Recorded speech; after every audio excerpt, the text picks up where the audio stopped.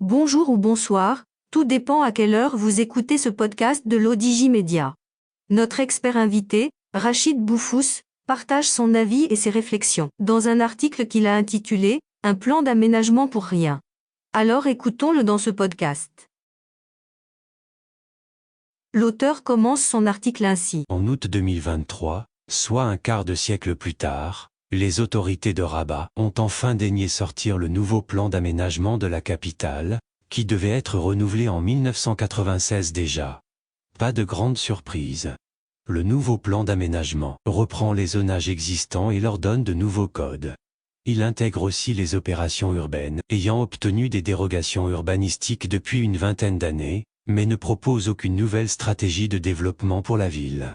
Là où on attendait de l'audace et du volontarisme, on ne trouve pas grand-chose. La capitale du royaume est condamnée à l'immobilisme pour un long moment encore, alors que Rabat est la ville qui perd le plus d'habitants au Maroc, 100 000 habitants en moins entre 2004 et 2014, et elle en perdra encore dans les prochaines années. Ces habitants originaires de Rabat partent dans les périphéries à Temara et à Salé, car ils ne peuvent plus habiter Rabat, où le foncier est devenu très cher et où il n'existe plus de nouvelles opportunités pour se loger décemment ou à prix raisonnable. Rabat est devenu très cher et le foncier a atteint des prix stratosphériques sans aucun rapport avec la réalité sociale ou le dynamisme économique de la capitale. Pourtant, on s'attendait à un vrai plan d'aménagement ambitieux avec une requalification des quartiers comme Yacoub El Mansour, Riyad, Mabella, avec plus de hauteur et plus d'espace vert dégagé. On s'attendait aussi à plus d'équipements publics. Il faut dire que la déception est à la hauteur de l'attente des habitants de Rabat.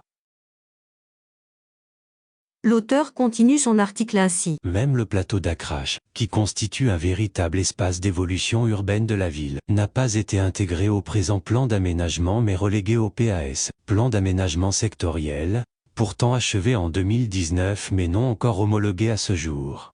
D'autres grandes zones comme celle du quartier d'Al-Aoufir à l'emplacement de l'ancienne base militaire, ou la zone d'Al-Boustan en face de Marjaneh et Riyad, sont laissées en zone de projet, ZP, et en réserve stratégique, RS, dans l'attente d'une hypothétique dérogation, déguisée en projet d'investissement urbain à forte vocation immobilière, à développer par un investisseur institutionnel comme la CDG.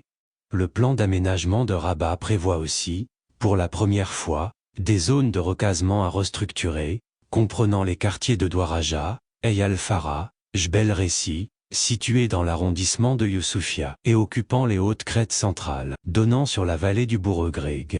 Ces quartiers, qui existent depuis 70 ans sous forme de bidonvilles occupant les premières décharges à ordures de la capitale, se sont durcifiés avec le temps, formant des quartiers aux rues très étroites, installés sur des sols instables.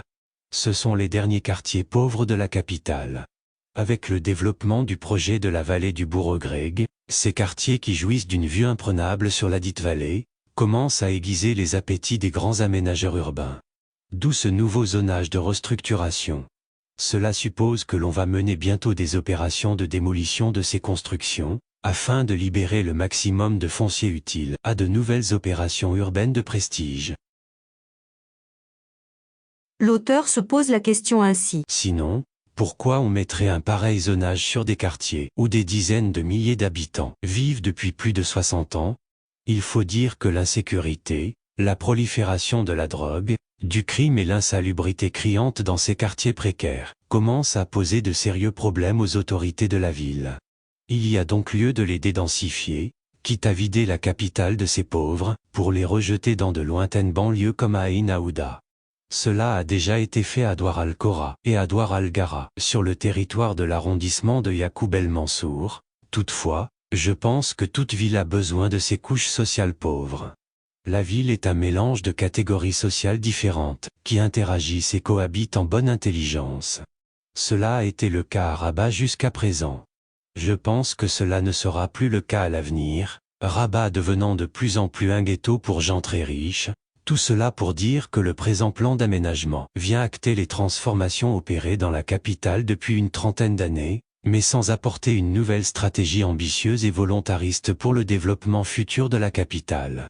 Des zones comme l'avenue de la Victoire, jadis chantées par les élus de Rabat comme les futurs Champs-Élysées de la capitale, reste désespérément naine dans le nouveau plan d'aménagement, avec des hauteurs limitées à 9 mètres, ne permettant pas un développement urbain harmonieux du quartier des Orangers, qui se prête pourtant très bien à une opération de requalification en immeuble de grande hauteur. Les zones à parcellaire foncier important comme le Suissy auraient gagné à avoir un nouveau zonage réduisant la taille du foncier actuellement figé à 2000 m² par parcelle, afin de permettre aux futures générations d'habiter des lots de villas à foncier réduit aux alentours de 600 m² villa au minimum. Cela n'a pas été proposé dans le nouveau plan. L'auteur précise ainsi. En 2018, j'avais proposé aux autorités de Rabat et au ministre actuel de l'Intérieur de déplacer la capitale administrative du centre-ville vers le plateau d'Akrush, afin de donner au pays une capitale digne de ce nom d'une part, et d'autre part de faciliter la connexion des administrations et des ministères avec les quartiers d'habitat et les ambassades, qui, elles, ont déjà migré vers le Suissy et surtout, de mettre fin aux grands embouteillages qui paralysent le centre-ville de Rabat, avec une extension des lignes de tramway vers le Suissy, Eyriad, Temara et une connexion avec la ville de Salé.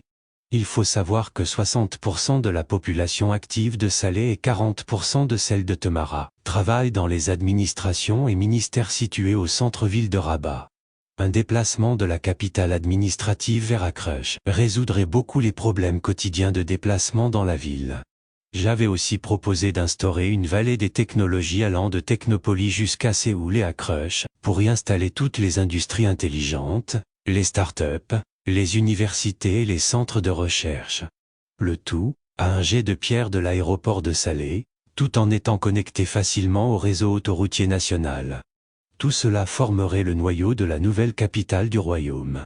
Le centre-ville ancien ainsi que les sièges des ministères actuels seraient quant à eux transformés en parcs, hôtels, résidences de luxe, musées, bibliothèques. J'avais aussi proposé la création d'un syndicat des propriétaires urbains dans certaines zones de Rabat notamment à Akrush, pour faciliter le développement rapide de ces aires urbaines en usant de la négociation et de la concertation avec les propriétaires fonciers, du zonage avantageux en échange de terrain, pour construire les infrastructures manquantes dans la capitale. Je n'ai pas été suivi dans ces propositions.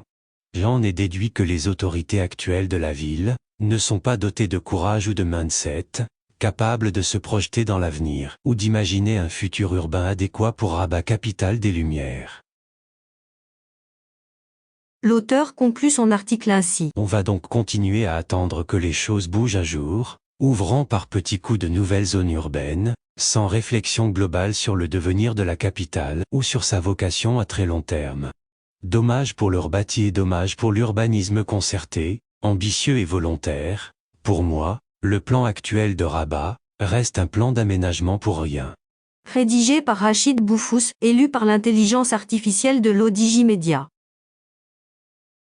Merci d'avoir écouté ce podcast de l'Odigimédia, ce bouquet de supports numériques, portail, magazine mensuel connecté, web radio et web TV. N'oubliez pas de télécharger notre application l'Odigi Mobile sur Play Store et de vous abonner à notre chaîne YouTube l'Odigi TV. Vous pouvez, aussi, nous suivre sur nos réseaux sociaux, Instagram, Facebook, TikTok, LinkedIn et Twitter. Ou encore, vous inscrire sur notre newsletter quotidienne à partir du portail lodigi.ma. Alors, on se dit au prochain podcast de nos experts invités. Et à très bientôt, si et seulement si vous le voulez bien.